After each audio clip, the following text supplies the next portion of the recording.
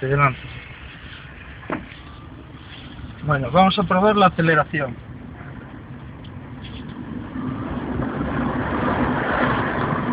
Como podéis comprobar, la aceleración es impresionante.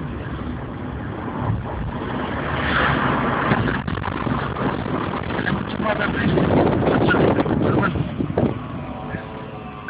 ya sabemos que de eso depende la autonomía. Aquí tenemos el cuadro eléctrico. Vamos a probar el efecto de recarga.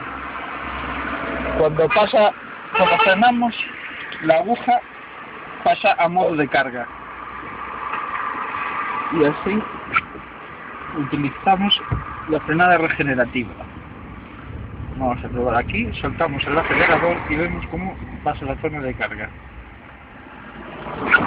Pisamos acelerador, estamos en modo eco, aceleramos un poco y ahora soltamos el freno y pasa directamente a la zona de carga.